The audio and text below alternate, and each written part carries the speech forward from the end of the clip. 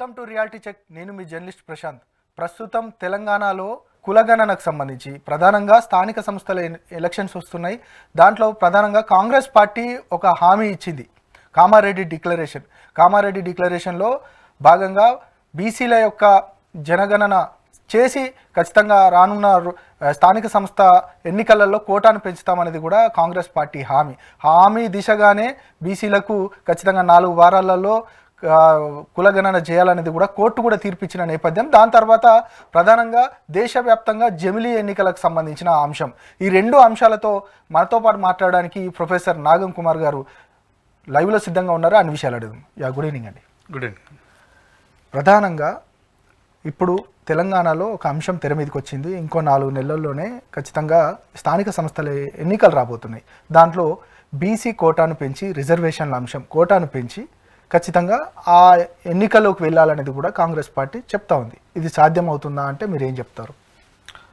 వాస్తవానికి భారతదేశంలో ప్రజాస్వామ్య రాజకీయ వ్యవస్థకు పునాదులు భారత రాజ్యాంగం ప్రకారం మనం వేసుకున్నప్పటి నుంచి, అంటే 1950 నుంచి ఇప్పటి వరకు దాదాపు 75-80 సంవత్సరాల స్వతంత్ర భారతదేశంలో ఈ దేశంలో ఉన్నటువంటి బహుజన సామాజిక వర్గాల యొక్క రాజకీయ ప్రాతినిధ్య విషయంలో ఆలోచించినప్పుడు అప్పటి నుంచి ఇప్పటి వరకు వారికి న్యాయంగా రావాల్సినటువంటి నిష్పత్తిలో ప్రాతినిధ్యం రావట్లేదు అనేది అందరికీ తెలిసిన విషయమే. అయితే ఇవాళ అప్పటి నుండి ఇప్పటి వరకు, అంటే 1950లో రాజ్యాంగం అమల్లోకి వచ్చినప్పటి నుంచి ఈ 2024 వరకు అధికారం కోసము ఎన్నికలలో వివిధ రాజకీయ పార్టీలు పాల్గొంటున్నప్పుడు బీసీ సమూహాలకు, బహుజన సమూహాలకు ప్రతి రాజకీయ పార్టీ వాగ్దానం చేస్తున్నటువంటి ఒక వాగ్దానం ప్రధానంగా రాజకీయ రంగంలో, రాజకీయ వ్యవస్థలో సరైనటువంటి ప్రాతినిధ్యాన్ని మేము అధికారంలోకి వస్తే కల్పిస్తామని చెప్పేసి అన్ని పార్టీలు మాట్లాడుతున్నాయి. ఇవాళ కొత్తగా కాంగ్రెస్ పార్టీ మాట్లాడింది ఏం లేదు. అప్పటి నుంచి ఇప్పటిదాకా అదే మాట్లాడుతున్నారు. ఈ బీసీలకు సంబంధించినటువంటి ప్రాతినిధ్య సమస్య గురించి ఒక్కసారి మనం చాలా ఆలోచించవలసిన అవసరం ఉంటుంది. గతంలో 1950, 60, 70 వరకు వాగ్దానాలు చేసి వాటిని పట్టించుకోకపోతే అప్పటికి ఉన్నటువంటి చైతన్యము ఆ ప్రభుత్వాల మీద ఒత్తిడి తీసుకురాలేదు. ఇప్పుడు ఈ టైంలో ఇప్పుడు మీరే అన్నట్టు కామారెడ్డి డిక్లరేషన్, మొన్న జరిగినటువంటి రాష్ట్ర స్థాయి ఎన్నికలకు సంబంధించిన దాంట్లో విస్తృతంగా కాంగ్రెస్ పార్టీ వాళ్ళ 6 గ్యారంటీలతో పాటు బీసీలకు స్థానిక సంస్థల్లో కావచ్చు, లేదా శాసనసభలో కావచ్చు, లోక్సభలో బీసీల జనాభా దామాష ప్రకారం అవకాశాలు కల్పించడానికి పార్టీ కట్టుబడి ఉందని చెప్పేసి వాళ్ళు ఆ డిక్లరేషన్లో చెప్పిన మాట వాస్తవం. కానీ వాస్తవానికి అది సాధ్యమా అని అంటే, ఇప్పుడు మనకు అందుబాటులో ఉన్న భారత రాజ్యాంగ స్వభావాన్ని బట్టి, లేదా దానికి ఉన్నటువంటి పరిమితుల రీత్యా బీసీలకు 27% 1% కూడా మించి పెంచడానికి ఆస్కారం లేదు. ఎందుకు అనేది మనము ఇండియన్ కాన్స్టిట్యూషనల్ ఫ్రేమ్వర్క్ను అధ్యయనం చేయాల్సి వస్తుంది. మరి అది సాధ్యం కాదని డిక్లరేషన్ చేసిన వాళ్ళకి తెలుసు. ఈవెన్ బీసీలలో ఇప్పుడు చాలా పెద్ద స్థాయిలో కొంత చదువుకొని జ్ఞానవంతులుగా ఉన్న మేధావులు కూడా తెలుసు. బీసీలలో పుట్టి పెరిగి బీఆర్ఎస్ పార్టీకి వ్యతిరేకంగా పనిచేసిన వాళ్ళు కావచ్చు, లేదా బీజేపీ పార్టీలు ఈ రాష్ట్రంలో అధికారంలో ఉండొద్దని కోరుకున్న వాళ్ళందరూ కూడా కాంగ్రెస్ పార్టీ ఈ డిక్లరేషన్ చేసినప్పుడు దాని మీద అసాధ్యమైన వాటిని మీరు ఎట్లా సుసాధ్యం చేస్తారో చెప్పండి అని అడిగినటువంటి దాఖలాలు అయితే నాకైతే పెద్దగా తెలియదు. వీళ్ళ బీసీలకి రానున్న 4 నెలలలో స్థానిక ఎన్నికలు జరపబోతున్నాము, బీసీల యొక్క ప్రాతినిధ్యాన్ని పెంచుతామని చెప్పేసి ఇప్పుడు అధికారంలో ఉన్న కాంగ్రెస్ పార్టీ అంటున్నమాట వాస్తవం. అయితే పెంచడం కోసము వాళ్ళకున్న అవకాశం ఎంత అనేది ఆలోచించాలి. ఈ సందర్భంగా నిజంగా ఇలా రాష్ట్రంలో అధికారంలో ఉన్న రేవంత్ రెడ్డి గారి ఆధ్వర్యంలో నడుస్తున్నటువంటి ప్రభుత్వానికి ఉన్నటువంటి అధికారం ఏమున్నది అంటే, రాజ్యాంగాన్ని సవరించగలిగే శక్తి, అవకాశం ఈ రాష్ట్ర ప్రభుత్వానికి ఉందా లేదని చూడాలి. ఇందాకనే నేను చెప్పినట్టు, ఒకవేళ బీసీల యొక్క ప్రాతినిధ్యాన్ని ఇప్పుడున్న శాతానికంటే పెంచాలనుకుంటే మనకు భారత రాజ్యాంగంలో ఒక ఇందిరా సహాని కేసు వచ్చినప్పుడు ఎస్సీ, ఎస్టీ, బీసీ లేదా ఇతర ఏ సామాజిక వర్గాలకైనా ఈ దేశంలో రిజర్వేషన్లను విద్యా, ఉద్యోగ మరియు రాజకీయ రంగంలో ఈ 3 అంశాలు పరిమితమై మాట్లాడుకున్నా 50% మించి రిజర్వేషన్లు పెంచడానికి వీల్లేదు అనేటువంటిది ఒక రకమైనటువంటి నిబంధన ఆల్రెడీ పెట్టింది, రాజ్యాంగంలో ఉంది అది. కాబట్టి అందుకనే చాలా కేసులలో ఉదాహరణకు నేను చెప్పగలుగుతాను. ఇప్పుడు 2010లో Krishnamurthy versus Union of India case ఒకటి. రెండోది 2021లో వికాస్రావు గవాయ్ వర్సెస్ మహారాష్ట్ర. 2022 మొన్న ఈ మధ్య కాలంలో సురేష్ మహాజన్ వర్సెస్ మధ్యప్రదేశ్. ఈ 3 కేసులను కనుక మనం పరిగణలోకి తీసుకొని చూస్తే ఇవాళ రాష్ట్ర ప్రభుత్వం చెప్తున్న మాటలకు ఆ మాటలు వాగ్దానాలు నిజంగా వాస్తవంలోకి అమలు రావడానికి ఆస్కారం ఉందా లేదని తెలుస్తుంది. ముఖ్యంగా ఈ 3 ప్రధానంగా సురేష్ మహాజన్ వర్సెస్ మధ్యప్రదేశ్ కేసు విషయంలో plus Krishnamurthy versus Union of India case విషయంలో సుప్రీంకోర్టు ఇచ్చినటువంటి తీర్పు ఏం చెప్తుందో మనం అర్థం చేసుకుంటే సరిపోతుంది. దానిలో ఎంత దొల్లతనం ఉంది ఇప్పుడు ఈ ప్రభుత్వం చెప్తున్న మాటలలో. దాంట్లో ప్రధానంగా ఆ 3 కేసుల యొక్క సారాంశం ఏంటంటే, ఒకటి, ఇప్పటికే అమలులో ఉన్నటువంటి ఒక నిబంధన ఏంటంటే 50% కంటే రిజర్వేషన్లు పెంచడానికి లేదు. ఈ మొత్తము దీంట్లో బీసీలకు సంబంధించి ఒక ట్రిపుల్ టెస్ట్ 3 రకాల పరిశీలనలు చేయవలసిన అవసరం ఉంది. ఆ 3 రకాల పరిశీలనలు ఏంటంటే, నెంబర్ వన్ వచ్చేసి డెడికేటెడ్ కమిషన్ వేసి, అంటే మనసా వాచా కర్మన ఆయా రాష్ట్రాలలో నివసిస్తున్నటువంటి బ్యాక్వర్డ్ క్లాసెస్ లేదా బహుజనులు అనబడుతున్న ఈ మొత్తం సమూహాల యొక్క విద్య, ఉద్యోగ, సామాజిక, రాజకీయ, ఆర్థిక వ్యవస్థలో వాళ్ళ పురోగతి, వాళ్ళ స్థితిగతులు ఏందో ఒక సర్వే చేయాలి. సమగ్రమైన సర్వే జరగాలి వాళ్ళ మీద. ఒకటి. రెండో అంశం ఏంటంటే డెడికేటెడ్ కమిషన్ వేయాలి, సర్వే చేయాలి. ఈ సర్వే చేసిన తర్వాత వాళ్ళ రాజకీయంగా వాళ్ళ ప్రాతినిధ్యం ఎంత శాతం ఉండాలి నిర్ణయించడానికి ఒక లింక్ ఉంది ఇక్కడ. ఏంటంటే ఇప్పుడు ఉదాహరణకు తెలంగాణకు పరిమితమై మనం ఆలోచించుకుంటే ఇవాళ ప్రభుత్వము చెప్తున్నటువంటి మాటలకు వాస్తవాలకు ఉండేటువంటి సమస్య గురించి చెప్పదలుచుకున్నాను నేను.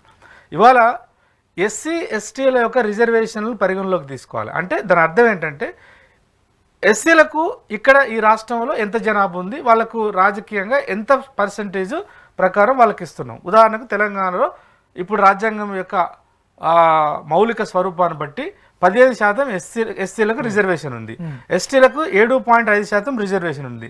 టోటల్గా రెండింటిని కలిపితే 22.5 అవుతుంది. 22.5 తర్వాత నీకు ఉండే అవకాశం ఎంత? 27 కంటే ఎక్కువ రాదు.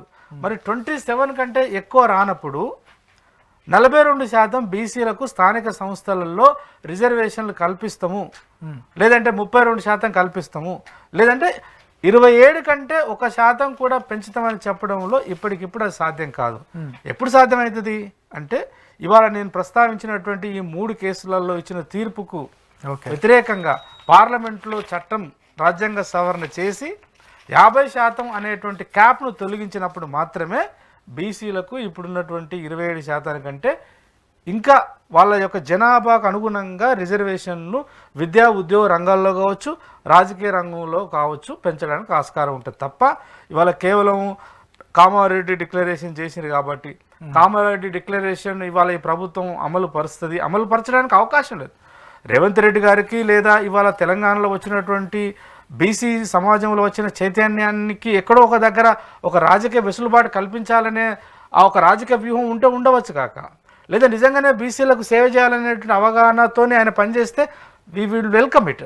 బట్ ఇప్పుడున్న రాజ్యాంగం యొక్క పరిధిని ప్రకారం రాజ్యాంగంకు ఉన్నటువంటి ఈ మౌలికమైనటువంటి స్వరూపాన్ని దృష్టిలో పెట్టుకొని సుప్రీంకోర్టులో ఉన్నటువంటి ఆ నిబంధన ఏదైతే ఉందో ఆ నిబంధన తొలగించకుండా 1% కూడా 27% కంటే మించి 1% కూడా పెంచడానికి లేదు. పెంచితే ఏం చేయాలి వాళ్ళు? ఒకవేళ నిజంగా రేవంత్ రెడ్డి గారు ధైర్యంగా దమ్ము ఉంటే ధైర్యంగా ఈ ఏదైతే ఓపెన్ కోటా ఏదైతే ఉందో ఓపెన్ కోటాలో సవరించుకోవడానికి కేంద్ర ప్రభుత్వం చేత అనుమతి తీసుకొని కనుక చేయగలిగితే అవకాశం ఉంటుంది. బట్ ఇక్కడ ఇప్పుడున్నటువంటి ఆ కాంగ్రెస్ పార్టీ యొక్క సోషల్ బేస్ అంటారు పొలిటికల్ సైన్స్లో, ఆ సామాజిక పునాదులంతా కూడా రెడ్డి పునాదులు. కాబట్టి రెడ్లు ఈ అగ్రకులాలుగా చెప్పబడుతున్న వాళ్ళు వాళ్ళ అవకాశాలను వాళ్ళు వదులుకోవడానికి సిద్ధంగా ఉంటారని అయితే నేను ఆశించట్లేదు. ప్రధానంగా ఇంకొక మాట చెప్పి నేను దీన్ని క్లోజ్ చేస్తాను. ఇప్పుడు రాజ్యాంగంలో మరి బీసీలకు ఎట్లాంటి వెసులుబాటు లేదు. రాజ్యాంగ రచన జరుగుతున్నప్పుడు ఆర్టికల్ 340 అనేటువంటి ఆర్టికల్ ఎక్స్క్లూజివ్గా ప్రత్యేకంగా బీసీలకు సంబంధించినటువంటి ఒక రాజ్యాంగంలో ఒక నిబంధన ఉంది. అయితే ఆ నిబంధన మీద ఇప్పుడు ఎస్సీలకు ఎట్లయితే 341, ఎస్టీలకు 342 ఎట్లయితే ఉందో 340 అనేటువంటి ఆర్టికల్ బీసీల యొక్క స్థితిగతులను, సామాజిక ఆర్థిక స్థితిగతుల మీద ఒక సమగ్రమైన సర్వే దేశవ్యాప్తంగా జరగాలని డాక్టర్ బాబాసాహెబ్ అంబేద్కర్ 1950లో అంతకంటే ముందు నుంచే రాజ్యాంగ రచన జరుగుతున్నప్పటి నుంచి ఆయన వాదించినాడు, కొట్లాడినాడు. కానీ ఆనాడు మొత్తం దేశానికి ప్రతినిధులుగా నిలబడ్డ కాంగ్రెస్ పార్టీ దాన్ని పెడచేయన పెట్టిన మాట వాస్తవము. 50 నుంచి ఇప్పుడు 2024 వరకు ఈ దేశాన్ని పరిపాలించినటువంటి 2 పార్టీలు ప్రధానంగా, మధ్యలో ఒక 3-4 సంవత్సరాలుగా జనతా గవర్నమెంట్ పక్కన పెడితే కాంగ్రెస్ పార్టీ ఇవాళ 10 సంవత్సరాలుగా పరిపాలిస్తున్నా, లేదా 11 సంవత్సరాలు. కమిషన్కి సంబంధించి మండల్ కమిషన్ కంటే ముందు బీసీల గురించి వాస్తవానికి మొట్టమొదటిసారిగా డాక్టర్ బాబాసాహెబ్ ఇక్కడ ప్రస్తావించాలి తమ్మి. బాబాసాహెబ్ అంబేద్కర్ పట్ల కూడా బీసీలలో సరైన అవగాహన లేకుండా చదువుకున్నోళ్ళు, పిహెచ్డి చేస్తున్నోళ్ళు, లేదంటే విశ్వవిద్యాలయాల్లో పనిచేస్తున్నట్టు కొంతమంది ప్రొఫెసర్స్ కూడా ఆ చరిత్ర పైన స్పష్టమైన అవగాహన లేక బాబాసాహెబ్ అంబేద్కర్ కూడా అక్కడక్కడ తప్పుగా అర్థం చేసుకుంటున్నారు. 340 ఆర్టికల్ను రాజ్యాంగంలో చేర్చినప్పుడు జరిగినటువంటి డిబేట్ను ఇవాళ బహుజన సామాజిక వర్గం నుంచి ఎదిగొచ్చిన రాజకీయ నాయకులు, మేధావులు, లేదా ఆ సమాజం పట్ల సానుకూలంగా స్పందించేటువంటి బుద్ధిజీవులు అందరూ చదవాలని విజ్ఞప్తి చేస్తున్నా. 340 ఆర్టికల్ యొక్క అసలు బాబాసాహెబ్ అంబేద్కర్ లాంటి వాళ్ళు కనుక ఆ యొక్క చొరవ తీసుకోకపోతే అది కూడా పెట్టడానికి ఇష్టపడలేదు చాలామంది. కాంగ్రెస్ పార్టీ అంత పెద్ద ఒక ప్రజాస్వామ్యమైన పార్టీ ఏం కాదు. కాంగ్రెస్ పార్టీ ఆనాడు అధికారంలో ఆ పార్టీకి నాయకత్వం వహించిన దానిలో చాలామంది నెహ్రూ లాంటి వాడు కొంత మితవాదిగా, లేదంటే కొంత మోడరేట్గా ఉన్నమాట వాస్తవమే. కానీ నెహ్రూ ఒకటే కాదు కదా, ఉత్తర భారతదేశంలో నుంచి ఎదిగొచ్చినటువంటి బ్రాహ్మణ బనియా ఈ కమ్యూనిటీ నుంచి వచ్చిన వాళ్ళు, లేదా అప్పుడప్పుడే ఎదిగొస్తున్నటువంటి శూద్ర అప్వర్డ్ మొబిలిటీ కమ్యూనిటీస్ బీసీలకు కాకా కేల్కర్ కమిషన్ రిపోర్ట్ చదవని చెప్తున్నాను నేను. ఆ తర్వాత ఆయన చాలా సర్వే చేసిండు. ఇవాళ మన తెలంగాణలోనే దాదాపు ఎన్ని కమ్యూనిటీస్ ఉన్నాయి తెలుసా తమ్మి? దాదాపు బీసీలలో 130 కులాలు ఉన్నాయి. 130 కులాల యొక్క సామాజిక ఆర్థిక సమగ్ర సర్వే చేయాలా. చేసి ఇప్పుడు ఇవాళ రిటైర్డ్ ఐఏఎస్ ఆఫీసరు చిరంజీవి గారు ఒక అద్భుతమైన వ్యాసం రాసిండు, వెలుగు పత్రిక అనుకుంటా. దాంట్లో ఈ 75 సంవత్సరాల కాలంలో, ఈ 75 సంవత్సరాల స్వాతంత్ర భారతదేశంలో ఉమ్మడి ఆంధ్రప్రదేశ్లో కావచ్చు, తెలంగాణ వచ్చిన ఈ 10 సంవత్సరాలలో బీసీల యొక్క రాజకీయ ప్రాతినిధ్యం ఎలా ఉంది? ఎప్పుడు కూడా 30 సీట్లు దాటిపోలే. 9, 7, 6, 12, 16, 24 గిట్టనే ఉంది తప్ప. అంటే మీరు చూడు, ఇవాళ బాబాసాహెబ్ అంబేద్కర్ని ఎందుకు చదవమని చెప్తున్నంటే బీసీలకి ఎందుకు, దానికి గల కారణం ఎందుకు ఇలా బీసీ మేధావులు విశ్లేషణ చేయాలి. తర్వాత ఇప్పుడు మీరు ఇందాక అన్నట్టు మండల్ కమిషను కాకా కేల్కర్ కమిషన్ యొక్క కొనసాగింపు అది. దాని తర్వాత ఆయన చాలా స్టడీ చేసి విద్యా ఉద్యోగ రంగాల్లోనైనా కనీసం అవకాశాలు ఇవ్వండి అని ఆయన ప్రతిపాదన చేస్తే, అప్పటికే జనాభా లెక్కలు చేయమంటే కేంద్ర ప్రభుత్వం ఒప్పుకోదు. జనాభా లెక్కలు చేస్తే ఆ లెక్కలు అది కులగణన కిందకి తీసుకురాకుండా ఏం చేస్తారు, బీసీలకు ఇప్పుడు గవర్నమెంట్ ఏతర సంస్థలు, స్వచ్ఛంద సంస్థలు కావచ్చు, చాలా క్రెడిబిలిటీ ఉన్నటువంటి సోషియో ఎకనామిక్ స్టడీ చేసిన సంస్థలు ఉన్నాయి. వాళ్ళు రమారమి ఈ దేశంలో బీసీలు 50 నుంచి 60% ఉంటారు అని అంటున్నారు. అంటే 52% అని చాలామంది అంగీకరిస్తున్నారు. కనీసం ఆ 52% అయినా బీసీలకు ఈ దేశ సంపదల వాటా రావాలి కదా, ఈ దేశ విద్యా వ్యవస్థలో వాళ్ళ వాటా రావాలి కదా, ఉద్యోగ వ్యవస్థలో వాళ్ళకి వాటా రావాలి కదా, రాజకీయ రంగంలో వాళ్ళు ఉండాలి కదా. ఇప్పుడు మండల్ కమిషన్ అదే చెప్పింది. కానీ అప్పుడు ఇమీడియట్గా ఈ దేశంలో ఉన్నటువంటి so called great upper caste people, అన్ని పార్టీలలో ఉన్నవాళ్ళు, బయట ఉన్నటువంటి అప్పటిదాకా మేకవన్నెపులులాగా వ్యవహరించినటువంటి ప్రజాస్వామికవాదులు, ప్రగతిశీలవాదులందరూ కూడా సంఘాలు పెట్టి ఇందిరాసాని కేసులో భాగంగా 50% కంటే వాళ్ళు తీసుకొచ్చిన డిబేట్ ఏం తెలుసా తమ్మి? రిజర్వేషన్లు కల్పిస్తే ఈ దేశంలో ప్రజాస్వామ్య వ్యవస్థకు కేంద్ర బిందువుగా లేదా వెన్నెముకగా ఉన్నటువంటి ఉద్యోగస్వామ్య వ్యవస్థ నాణ్యత తగ్గుతుంది, మెరిట్ అనేది కోల్పోతారు. కాబట్టి 50% వరకు రిజర్వేషన్లు ఇవ్వండి, కానీ 50% ఓపెన్గా పెట్టండి అని అన్నారు. రిజర్వేషన్లు ఇస్తే రిజర్వేషన్లో వచ్చిన డాక్టర్లు ఎంతమందిని చంపినారు? రిజర్వేషన్లో నుంచి వచ్చిన ఇంజనీర్లు బ్రిడ్జిలు కట్టినే ఉంటున్నారు. ఇప్పుడు హైదరాబాద్ను ఒక కేస్ స్టడీగా తీసేయండి. ఇవాళ నీకు హైదరాబాద్లో ఉన్నటువంటి అన్ని కార్పొరేట్ హాస్పిటల్స్ డాక్టర్స్ అంతా కూడా అన్ని కార్పొరేట్ హాస్పిటల్ డాక్టర్స్ అంతా కూడా గాంధీ హాస్పిటల్లో, ఉస్మానియా హాస్పిటల్లో ట్రైనింగ్ తీసుకొని వచ్చి ఆయా కాలాలలో వాళ్ళ కులాల ప్రభుత్వాలు వస్తే లోన్లు తీసుకొని ఇవాళ కార్పొరేట్ హాస్పిటల్స్ పెట్టిండ్రు. ఇవాళ సేవ చేస్తుందంటే ఎవరు? గ్రామాల నుంచి మొదలుకుంటే ఈ దేశంలో ఎంతో కొంత శాంతియుతంగా ఉంది, ఎంతో కొంత ఈ దేశము నిలబడగలుగుతుంది, ఆర్థికంగా, రాజకీయంగా, సామాజికంగా సామరస్యంగా ఉంటుందంటే ఈ దేశంలో ఉన్నటువంటి అణగారిన సామాజిక వర్గాల యొక్క కృషి, వాళ్ళ యొక్క అదే ఉంది తప్ప వేరే ఇంకోటి లేదు. రాజ్యాంగంలో ఇప్పుడు ఆర్టికల్ 243D అనేటువంటి ఈ రెండు నిబంధనలు బీసీల రాజకీయ ప్రాతినిధ్యం గురించి మాట్లాడతాయి. అయితే జరిగినటువంటి కుట్ర ఏంటంటే వాటికి ఎస్సీ ఎస్టీలకు ఉన్నంత స్పష్టత అక్కడ లేదు. ఓకే, ఆ స్పష్టత లేకపోవడం వల్లనే ఎక్కడన్నా ప్రభుత్వాలు, ఉదాహరణకు ఇప్పుడు తమిళనాడులో కరుణానిధి ఉన్నప్పుడు, అట్లాగే ఇప్పుడు ఇక్కడ బీహార్లో మొన్నటికి మొన్న ముఖ్యమంత్రి గారు అక్కడ నితీష్ కుమార్ గారు లెక్కలు తీసి 65% బీసీలు ఉన్నారు జనాభా పరంగా. తర్వాత ఉద్యోగ రాజకీయ రంగాలలో వాళ్ళ ప్రాతినిధ్యం లేదని ఆయన విద్యా ఉద్యోగ రంగాల్లో 65% బీసీలకు అవకాశాలు కల్పిస్తూ ఆయన ఒక చట్టం తీసుకొస్తే విదిన్ నో టైంలో Bihar capital city Patna high court దాన్ని కొట్టేసింది. నేనేమంటున్నానంటే బీసీలకు స్థానిక సంస్థలలో అవకాశం కల్పిస్తామని చెప్పడం అనేది అది నీటి మీద బుడగ లాంటి వాగ్దానమే. విచిత్రం ఏంటంటే ఇవాళ ప్రతిపక్షంలో ఉన్నటువంటి టీఆర్ఎస్ నాయకులు, నేను ఇందాకనే న్యూస్ ఫాలో చేస్తుంటే చూసిన కేటీఆర్ గారు బీసీలకు మీరు కామారెడ్డి డిక్లరేషన్లో బీసీలకు 42% అవకాశాలు ఇస్తామని చెప్పేసి వాగ్దానం చేసినారు. రాబోయే స్థానిక సంస్థలలో వాళ్లకు మీరు దాన్ని కల్పించాలని ఆయన మాట్లాడుతున్నారు. వాళ్ళు 10 సంవత్సరాల అధికారం ఉన్నారు కదా, 10 సంవత్సరాల అధికారం నుండి మీరు చేసినటువంటి ఒక క్రియాశీలకమైనటువంటి ప్రక్రియ ఏమైనా చెప్పగలుగుతారా? వారంటే నాకు చాలా రెస్పెక్ట్, ఎందుకంటే is a well learn person. మీరు పార్టీలో చాలా క్రియాశీలకం, పార్టీ మీది కదా, ఇప్పుడు గౌరవ కేసీఆర్ తర్వాత మీరే కదా ప్రధానంగా. బీసీల మీద ఈ ముసలి కన్నీరు వద్దని అంటున్న అన్ని పార్టీలకి మీరు చేయగలిగితే నేను ఐ డిమాండ్ రేవంత్ రెడ్డి గారు, కేటీఆర్ గారు, మిగతా ఈ రాష్ట్రంలో ఉన్న అన్ని రాజకీయ పార్టీలు ఒక ఉమ్మడి అంశంగా మనసా వాచా కర్మన ఎట్లాంటి రాజకీయాలు లేకుండా మీరు ఒక అందరు కలిసి ఒక రాజకీయ ప్రకటన ఒక డ్యాస్ మీకు వచ్చి చేయండి. తెలంగాణలో బీసీలకు 42% స్థానిక సంస్థలలో రిజర్వేషన్ పెట్టడానికి అవకాశం అని కేంద్ర ప్రభుత్వాన్ని అడగలుగుతారా? అడగరు. వాళ్ళ రాజకీయ అవసరాల కోసం మాత్రమే మాట్లాడుతుంది తప్ప ఏం జరగాలంటే భారత రాజ్యాంగాన్ని సవరించాలి. భారత రాజ్యాంగాన్ని సవరించి ఈ ఆర్టికల్ 243D అండ్ 243Tని వాటికి రాజ్యాంగ ప్రాతిపదికన కల్పించాలి. ఓకే, కల్పించినప్పుడు డెఫినెట్గా బీసీల యొక్క జనాభా ఎంతనో మెల్లమెల్లగా నుంచి పెంచారు.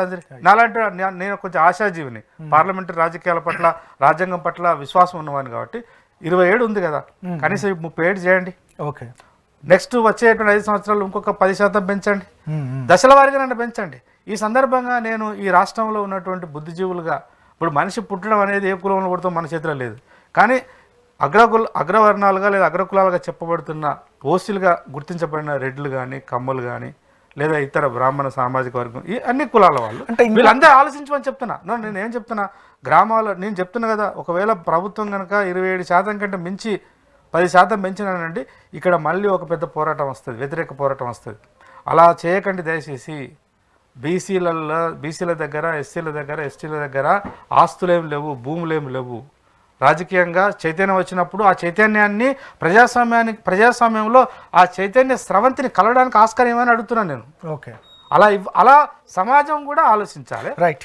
ఇంకొకటి అన్న, అంటే ఏ పార్టీలు అధికారంలోకి వచ్చినా కూడా బీసీలకు ఏదో చేస్తాము అనే కాన్సెప్ట్ చెప్తూ ఉంటాయి. ఇప్పుడున్న ప్రస్తుత పరిస్థితులలో నిజంగా ఈ కులగణనే కాలేదు పూర్తిగా, నిజంగానే ఈ రిజర్వేషన్ల అంశానికి సంబంధించి ఇప్పుడు అదే విషయంలో ఇప్పుడు వాళ్ళు బీసీ కమిషన్ వేసినారు. డెడికేటెడ్ కమిషన్ అంటేనేమో రాజకీయ పార్టీతో అనుబంధంగా లేకుండా ఇండిపెండెంట్గా ఉండి స్వతంత్రంగా పనిచేయగలిగేటువంటి ఒక కమిషన్.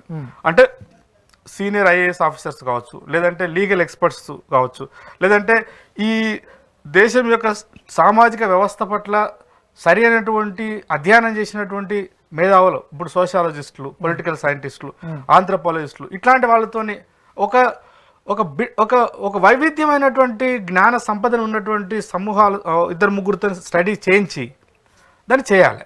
ఇప్పుడు బీసీ కమిషన్ వాళ్ళు ఏంది, వాళ్ళందరూ కాంగ్రెస్ పార్టీ అనుబంధంగా పనిచేసి చాలా కాలంగా పనిచేసిన వాళ్ళు. ఇప్పుడు మొన్న పెట్టిన బీసీ కమిషన్ ఏంటంటే అది రాజ్యాంగబద్ధమైన సంస్థనే, కానీ ఒక్కటి మాత్రం దానికి చాలా పరిమితులు ఉంటాయి. గతంలో కేసీఆర్ ప్రభుత్వం ఉన్నప్పుడు కూడా 2 సార్లు బీసీ కమిషన్లు వేసారు. ఆ బీసీ కమిషన్లో కొంత అవగాహన ఉన్న వాళ్ళు పనిచేశారు. ఉదాహరణకు అప్పుడు వకలాభరణం ఉండే చైర్మన్గా, బిఎస్ రాములు గారు ఉండే, తర్వాత వకలాభరణం గారు ఉండే, అట్లాగే నా స్నేహితుడు అంజనేయులు గౌడ్ కూడా ఉండే. దాంట్లో వాళ్ళంతా కొంత సామాజిక స్పృహతో పనిచేసినారు. వాళ్ళు చాలా అధ్యయనం చేసినారు, చాలా రకాల లెక్కలు తీసుకొచ్చినారు. కానీ వాళ్ళు ఎంత సమాచారం తీసుకొచ్చినా ప్రభుత్వం దగ్గర చిత్తశుద్ధి లేదని చెప్తున్నా. ఇవాళ కూడా అదే జరగబోతుంది. గతంలో వాళ్ళు 10 సంవత్సరాల కాలం కష్టపడి సంపాదించినటువంటి మొత్తం సమాచారాన్ని ఇవాళ ప్రభుత్వం పరిగణలోకి తీసుకోవాలి. ఒకటి. రెండోది, ఇప్పుడు వేసినటువంటి కమిషన్లో కూడా కొంత ఈ బీసీ సామాజిక వర్గాల పట్ల అవగాహన ఉన్న వాళ్ళు కొంతమంది ఉన్నారు. ఓకే. ఉదాహరణకు ఈ సందర్భంగా I must congratulate Balalakshmi, Osman university నుంచి ప్రాతినిధ్యం ఉంది. ఆమె అందులో ఇప్పుడు ఒక మెంబర్గా ఉన్నది. సో అట్లాంటి వాళ్ళు వచ్చినప్పుడు పార్టీలో కొంత కొట్లాడి సాధించాలి. ఇప్పుడు రేవంత్ అనే నాకు అవకాశం ఇచ్చిండని చెప్పేసి మళ్ళీ జీహూజూర్ అనవలసిన అవసరం లేదు. ఇవాళ పార్టీలను కూడా ప్రజాస్వామీకరించాలి. అట్లా ఈ రకంగా చూసినప్పుడు ఇప్పుడు వాళ్ళు నాకు తెలిసి వాళ్ళు పెద్దగా ఇండిపెండెంట్గా వివరించడానికి ఆస్కారం లేదు. బట్ అయినప్పటికీ నాలాంటి వాళ్ళని సమాజం అంతా కూడా అడగాలి, ప్రశ్నించాలి. తప్పకుండా రాబోయే కాలంలో మంచి జరిగిద్దని ఆశిద్దాం. రైట్ అన్న, ఇక జమిలీ ఎన్నికల్ని కేంద్ర ప్రభుత్వం తెర మీదకి తీసుకొచ్చింది. అసలు రాజ్యాంగ స్ఫూర్తి ఇది సాధ్యమే అంటారా? రాజ్యాంగ స్ఫూర్తి ఏం చెప్తుంది? ఇది చాలా ఇప్పుడు కాదు. వాస్తవానికి BJP as a political party వాళ్ళు 10 సంవత్సరాల క్రితమే, అంటే మొట్టమొదటిసారిగా బీజేపీ 2014లో ఎన్నికలకు పోయినప్పుడే వాళ్ళ మేనిఫెస్టోలో ఈ అంశాన్ని చాలా స్పష్టంగా పెట్టారు. వాళ్ళకు కొన్ని విషయాల పట్ల చాలా స్పష్టత ఉంది. ఎన్నికల్లో పోటీ చేసి గెలిచి ప్రభుత్వాన్ని మనం స్థాపిస్తామా లేదా అనేది పక్కన పెట్టి కొన్ని విషయాల పట్ల వాళ్ళు మనసా వాచా కర్మన చాలా స్పష్టతతో ముందుకెళ్తున్నారు. అప్పటి నుంచి ఒకవేళ మేము అధికారంలోకి వస్తే, అంటే బీజేపీ కనుక థంబింగ్ మెజారిటీతో అధికారంలోకి వస్తే మేము ఈ దేశంలో 1 నేషన్ 1 ఎలక్షన్ అనేటువంటి స్లోగన్ కట్టుబడి ఉన్నాము, దాన్ని నిర్వహిస్తామని చెప్పేసి వాళ్ళు అంటున్నారు. అయితే ఇప్పుడు సరే 10 సంవత్సరాలకు వాస్తవానికి విచిత్రం ఏంటంటే వాళ్ళకు ఎన్డీఏ వాళ్ళకు గత 10 సంవత్సరాల కాలంలో చాలా మెజారిటీ ఉండే, చేయగలిగే అవకాశం ఉండే, కానీ అప్పుడు వాళ్ళు చేయలేదు. ఇప్పుడు మొన్న జరిగిన ఎన్నికలలో వాళ్ళకు ఉండేటువంటి మెజారిటీ రీత్యా సరే వాళ్ళు రామ్నాథ్ కోవింద్ గారు, గౌరవ పెద్దలు, మాజీ రాష్ట్రపతి, వారి ఆధ్వర్యంలో వారు చైర్మన్గా ఉన్నారు. 8 మందితో కూడినటువంటి ఒక కమిటీని వేసినారు. ఆ కమిటీ చాలా సీరియస్గా స్టడీ చేసింది. వాళ్ళు చాలా పెద్ద ఎత్తున స్టడీ చేసి ఒక రిపోర్ట్ ఇచ్చినారు. ఆ రిపోర్ట్లో సరే ఈ దాని మీద కూడా చాలా విమర్శలు కూడా వస్తున్నాయి. సరే విమర్శలు ఏంటంటే ప్రధానంగా నాలాంటి వాళ్ళకి, with due respect and Ramnath Kovind and the members of that committee, ఆ కమిటీలో ఒక బలమైనటువంటి రాజకీయ నిర్ణయంతో ముందుకు పోవాలనుకున్నప్పుడు ఏ పార్టీ అయినా కూడా దాంట్లో మెంబర్స్ ఎవరు అనేది కూడా చూస్తారు. అంటే సమాజం ఊరికి కన్ను మూసుకొని ఉండదు కదా. దాంట్లో యాక్చువల్గా ఇది రాజ్యాంగానికి సంబంధించినటువంటి ఒక పెద్ద సమస్య. ఇప్పుడు జమిలీ ఎన్నికలు ఏదంటే ఒకేసారి దేశానికి సంబంధించిన మొత్తం లోక్సభ ఎన్నికలకు ఈ దేశంలో 29 రాష్ట్రాలు ఉన్నాయి, దాదాపు కేంద్రపాలిత ప్రాంతాలు ఉన్నాయి. కొన్ని కేంద్రపాలిత ప్రాంతాలలో కూడా లోక్సభకు డైరెక్ట్ ఎన్నికల ద్వారా ఎన్నిక కావాల్సి ఉంటుంది. అంటే 29 రాష్ట్రాలు, ఈ దేశంలో ఉన్నటువంటి ఢిల్లీ లాంటి ఇతర ప్రాంతాలకు సంబంధించిన కేంద్రపాలిత ప్రాంతాలు, ఢిల్లీ తర్వాత ప్రత్యేక రాష్ట్రం అయిందనుకోండి, ఈ మొత్తం అన్నిటి కలిపి ఒకేసారి ఎన్నికలు నిర్వహిస్తాం అంటున్నారు వాళ్ళు చెప్తున్నటువంటిది. అయితే ఇది మరి వాళ్ళు ఎందుకు అంటున్నారు అంటే వాళ్ళ యొక్క ఉద్దేశం ఏంటంటే సైద్ధాంతికంగానే బీజేపీ అది రాజకీయ అంశమైన, సామాజిక అంశమైన, సాంస్కృతిక అంశమైన, ఆధ్యాత్మిక అంశమైన, ఏ అంశమైనా కానీ యూనిటీ అంటే యూనిఫైడ్, ఏకత్వం, ఏకీకరణ, అంటే మనమంతా ఒకటే అనేటువంటి సూత్రబద్ధంగా దానికి వాళ్ళు అనుగుణంగా పనిచేసుకుంటూ పోతున్నారు. దానిలో భాగంగానే ఈ రాజకీయ నిర్ణయం వాళ్ళ స్లోగన్ వచ్చింది. మొన్న కమిటీ రిపోర్ట్ ఇచ్చిన మాట వాస్తవం. కమిటీ రిపోర్ట్ ఇస్తూ చైర్మన్ గారు వివరించిన వాళ్ళు ఏమంటే మాకు మెజారిటీ పార్లమెంట్లో లేకపోవచ్చు, కానీ రాజకీయాల అతీతంగా ఈవెన్ యూపీఏలో ఉన్న కొంతమంది ఇండిపెండెంట్గా ఉన్న పార్టీలు కూడా మాకు సహకరిస్తాయనే ఆశాభావం ఉందని అంటున్నారు. ఆశాభావం అంటే మీరు అన్నదానికే ఫైనల్గా కన్క్లూడ్ చేద్దాం. ఇప్పుడు కొత్తగా ఏర్పడ్డ రాష్ట్ర ప్రభుత్వాలకు సంబంధించి వాళ్ళు ఒప్పుకునే పరిస్థితి ఉంటుందా? ఒకవేళ జమిలీ ఎన్నికలకు సంబంధించి ఇప్పుడు ఆంధ్రప్రదేశ్ కూటమిలో భాగంగా ఉన్న సిచ్యువేషన్ దీని మీద క్లోజ్ చేసే ముందు కొంత అంటే క్లారిటీ ఇద్దాము. ప్రపంచవ్యాప్తంగా ఒకేసారి అటు రాష్ట్రాలకు ఇటు కేంద్రానికి దేశానికి సంబంధించిన ఎన్నికలు మరి ప్రపంచంలో ఏ దేశాలు ఏవంటే ఉన్నాయి. ఉదాహరణకు బెల్జియం ఒకటి, స్వీడన్ ఒకటి ఉంది, సౌత్ ఆఫ్రికా ఉంది. అమెరికా లాంటి దేశాలకి అమెరికాలో జమిలీ ఎన్నికలు ఉండవు. అదే సాధ్యం కావట్లేదు. మన దేశంలో ఇంత పెద్ద జనాభా. దట్స్ వై ఇప్పుడు విమర్శించే వాళ్ళు అంటున్నది ఏంటంటే ఇది భౌగోళికంగా చాలా సువిశాలమైన దేశం ఒకటి. రెండోది మౌలికంగానే మన రాజ్యాంగ స్వరూపమే సమైక్య స్వరూపము, ఫెడరల్ సిస్టము.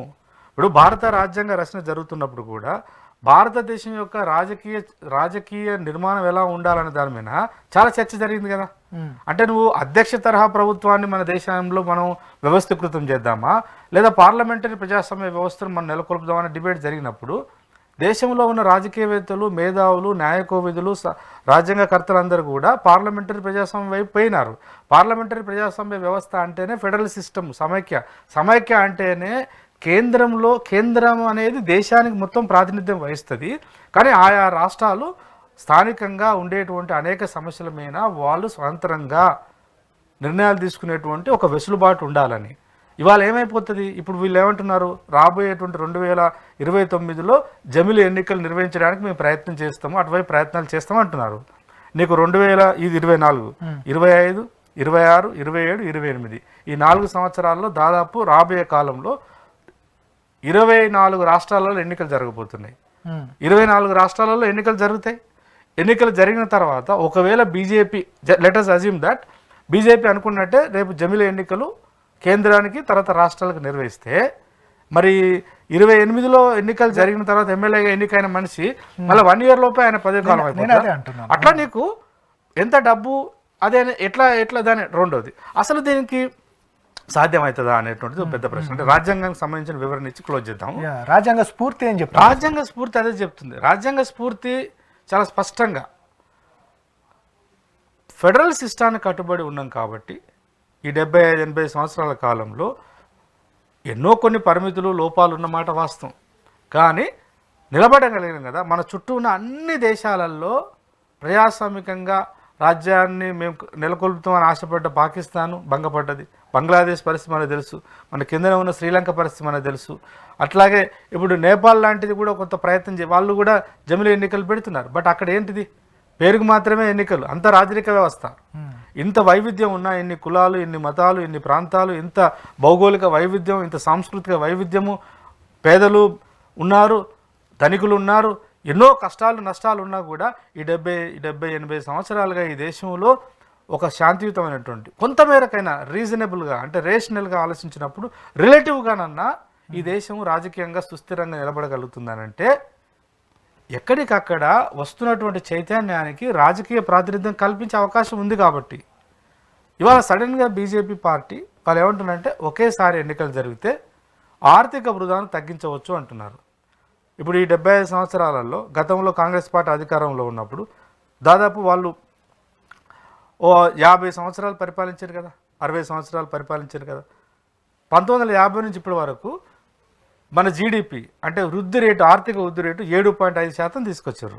బీజేపీ అధికారంలోకి వచ్చిన తర్వాత బీజేపీ ప్రభుత్వం చెప్పిన మాట చెప్తున్నా, ఇప్పుడు దాదాపు 8.5 నుంచి 9% వృద్ధి రేటు సాధించినాం కదా. మరి ఇప్పుడు 70 సంవత్సరాలలో ఎన్ని ఎన్నికలు జరగలేదు అంటే ఆర్థికంగా దేశం మీద పడేటువంటి ప్రభావం ఏమున్నది? ఏం లేదు.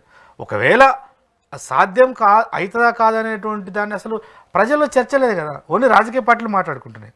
వాస్తవానికి వాళ్ళు ఏమంటారు, దేశ సమగ్రతకు అవకాశం ఏర్పడుతుంది, ఆర్థికంగా దేశం మీద భారం పడదు, తర్వాత ఒక అంతఃసూత్రంగా అంతర్గతంగా ఇంటర్నల్గా ఇలా నిర్వహించడం వల్ల ఒక ఏకీకరణ, మనమంతా ఒకే దేశ వాసులం, ఒకే దేశ పౌరులం అనేటువంటి ఒక మానసిక పరమైనటువంటి భావన వృద్ధి చెందడానికి ఆస్కారం ఉంటుంది. తద్వారా ఈ ప్రాంతీయ విభేదాలు, ఈ కులము, ఈ మతము మనిషిని నిరంతరము చెడు వైపు లేదా తప్పు మార్గం వైపు తీసుకుపోతున్న అంశాలు కూడా తగ్గడానికి ఆస్కారం ఉంటుంది అనేది వాళ్ళు చెప్తున్నటువంటిది.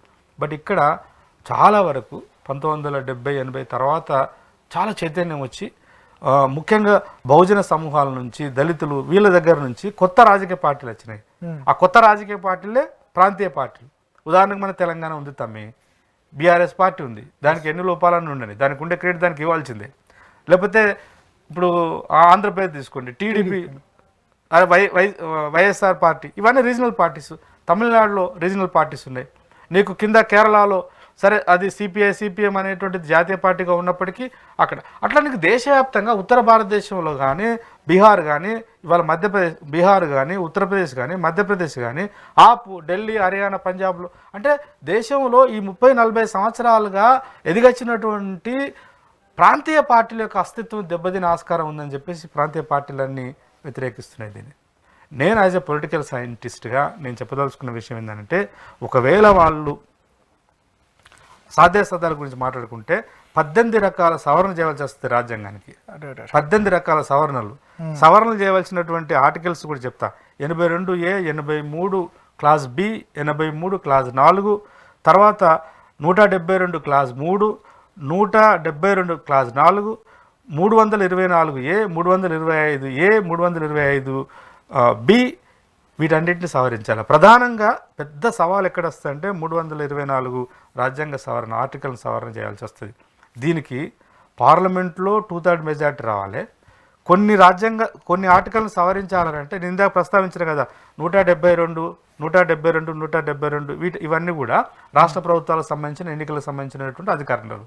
అంటే సగానికి సగం 29 రాష్ట్రాలు ఉన్నాయి. 29 రాష్ట్రాలలో కనీసం సగం రాష్ట్రాలన్నా వాటిని ఆమోదించాలి. ఇప్పుడు ఉన్నటువంటి ఒక ఇబ్బంది. ఇప్పుడు మెజారిటీ ఏముంది బీజేపీకి? బీజేపీ మొన్న 2024లో దాని యొక్క మొత్తం మెజారిటీ ఎంత? 249. 249తోని బీజేపీ సొంత మెజారిటీ ఎంత? 240. అంటే బీజేపీ ఎంపీలందరూ ఒక కట్టుదిట్టంగా ఉండి కనుక వాళ్ళు ఓట్లు వేస్తే 240 మంది వేస్తారు. బీజేపీ అంటే ఎన్డీఏలో అలయన్స్ ఉన్న టీడీపీ సపోర్ట్ చేస్తారా, లేకపోతే చిరాగ్ పాస్వాన్ సపోర్ట్ చేస్తాడా? అనేక ప్రాంతీయ పార్టీలు ఉన్నాయి, వాళ్ళ అస్తిత్వమే ప్రమాదంలో పడుతుంది.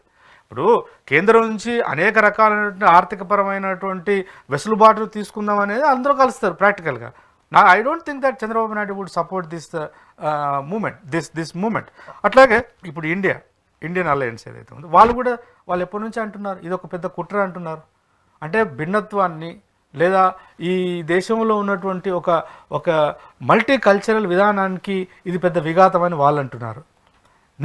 నేను కొంత పొలిటికల్ సైంటిస్ట్గా, పొలిటికల్ సైన్స్ స్టూడెంట్గా నేనేం చూస్తున్నానంటే ఇలా బీజేపీ ప్రతిపాదిస్తున్న నిజంగానే ఆర్థికంగా ఉదాహరణకు మొత్తం ఇప్పుడు చూడండి వాళ్ళు ఏమంటారు, ఇప్పుడు మామూలుగానే రాష్ట్రాలకు ఎన్నికలు చేయాలంటే ఒక 4-5 రాష్ట్రాలకు ఎన్నికలు చేయాలంటేనే ఎన్నికల కమిషన్ ఏమంటుందంటే తమ్మి ఇవన్నీ ప్రాక్టికల్ విషయాలు తెలవాలి ప్రజలకి. ఉదాహరణకు ఉత్తరప్రదేశ్, బీహారు, ఆంధ్రప్రదేశ్, తెలంగాణకు ఒకే రోజు ఒకే మంత్లో ఎన్నికలు జరగాలి.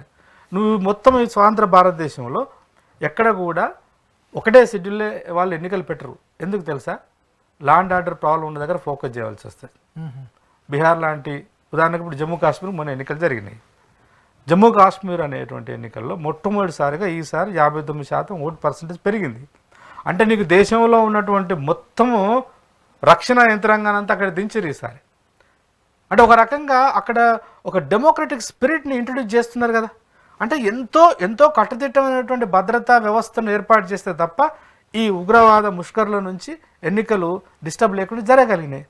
రేపు వీళ్ళు మొత్తం దేశంలో ఒకేసారి ఎన్నికలు పెట్టి పార్లమెంటుకు తర్వాత అసెంబ్లీకి ఎన్నికలు పెడితే వీళ్ళ దగ్గర ఉన్న శక్తి ఎంత, వీళ్ళ దగ్గర ఉన్నటువంటి సివిల్ ఫోర్స్ ఎంత?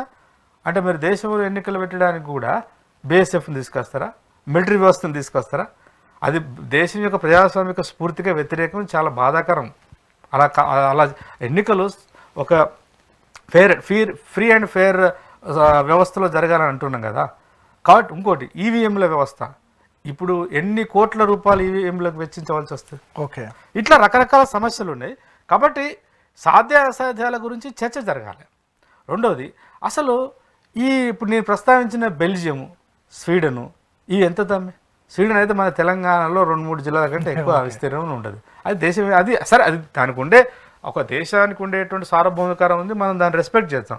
సంఖ్యాపరంగా దాదాపు ఇక్కడ ఎంతమంది ఎన్ని కోట్ల మంది ఎన్నికల్లో పాల్గొనాలి? ఈ వ్యవస్థనంతా కూడా ఎటువైపు డ్రైవ్ చేస్తాము, ఎట్లా డ్రైవ్ చేస్తాము అంటే అంత చైతన్యం వచ్చిందా? ఓకే, వీటికి సంబంధించినటువంటి పూర్తిగా లేనప్పుడు ఎలా సాధ్యమవుతుంది? ఇప్పుడు చాలామంది ఏమంటున్నారంటే అమెరికా లాంటిది, జర్మనీ లాంటిది, లేదంటే ఇంకా ఆస్ట్రేలియా లాంటిది, కొన్ని కెనడా లాంటి పెద్ద దేశాలలో ఎందుకు జమిలి ఎన్నికలు వాళ్ళు తీసుకుంటలేరు అంటే వాళ్ళకు ఉండే సమస్యలు వాళ్ళకు ఉన్నాయి. అట్లా ఈ దేశం సుభిక్షాల భారతదేశంలో ఇది సాధ్యం కాదనేటువంటి విమర్శ ఒకటి ఉండదు. సాధ్యం అవుతుంది, సాధ్యం అయ్యేటట్టు ప్రయత్నం చేయాలనేటువంటి వాదన కూడా ఒకటి ఉంది. చూడాలి మరి ఇది రాబోయే కాలంలో ప్రజలు ఎలా స్పందిస్తారో, మేధావర్గం ఎలా స్పందిస్తుందో చూసి బహుశా ఒకవేళ సాధ్యం అనుకుంటే ఫెడరల్ స్ఫూర్తికి ఇబ్బంది కాకుండా సమైక్య వ్యవస్థకు ఎట్లాంటి విఘాతం లేకుండా చేయగలిగితే ప్రజలు దాన్ని ఆమోదించవచ్చు. కానీ కేవలము జాతీయ పార్టీలే ఉండాలి, నువ్వైనా ఉండు నేనైనా ఉండని కాంగ్రెస్ బీజేపీ అన్న తోడు దొంగల్లాగా అన్నదమ్ముల్లాగా చేసి ఇక్కడ స్థానికంగా వస్తున్నటువంటి ప్రాంతీయ పార్టీల యొక్క అస్తిత్వాన్ని కనుమరుగు చేస్తామంటే, స్థానిక పార్టీలు అంటే నా దృష్టిలో ఎదిగస్తున్నటువంటి శూద్ర మరియు ఓబీసీ దళిత ఆదివాసీ పార్టీలే. ఇప్పుడు ఈ బీహార్ ఉంది, బీహార్లో వాళ్ళు ట్రైబల్స్, సురేన్ ఆయన ఒక పార్టీ పెట్టుకున్నాడు. ఈ కాంగ్రెస్ బీజేపీ ఆయన ముఖ్యమంత్రి చేస్తుందా? అట్లా ఇప్పుడు అంతేందుకు తెలంగాణ సాధ్యమయ్యేదా? సాధ్యం కాకపో అంతేందుకు ఇప్పుడు మన చంద్రబాబు నాయుడు ఇవాళ చాలా చాకచక్యంగా ఆంధ్ర ఆర్థిక వ్యవస్థను ఆయన చక్కదిద్దుతున్నాడు కదా, అది సాధ్యం కాదు. జమిలి ఎన్నికలు అంటే అది కేవలము దాన్ని ఒక చిన్న ఏదో మామూలు అంశం చూడకూడదు. ఈ సందర్భంగా ప్రజలు, మేధావులు, ముఖ్యంగా మేధావి వర్గము దీని మీద ఇంకా స్టడీ చేయాలి. దీని మీద కొంచెం సమయభావం తక్కువ, దీని మీద స్టడీ చేసి తప్పకుండా రాబోయేటువంటి కాలంలో సాధ్యాస్తాలు చూసుకొని దేశం యొక్క మౌలిక రాజ్యాంగ స్వరూపానికి ఏ రకమైనటువంటి విఘాతం లేకుండా చేయగలిగితే ప్రజలు ఆహ్వానిస్తే మంచిది. బట్ నా వరకైతే ఇప్పుడున్న పరిస్థితుల్లో ఫస్ట్ ఆఫ్ ఆల్ టెక్నికల్గా సాధ్యం కాదు. రాజ్యాంగాన్ని సవరించాలి, చాలా కష్టంగానే ఉంది. బట్ నాకు తెలిసి ఎందుకు మరి ఈ కాలంలో ఇప్పుడే ఎందుకు తీసుకొచ్చింది బీజేపీ అనేది కూడా ఒకటి.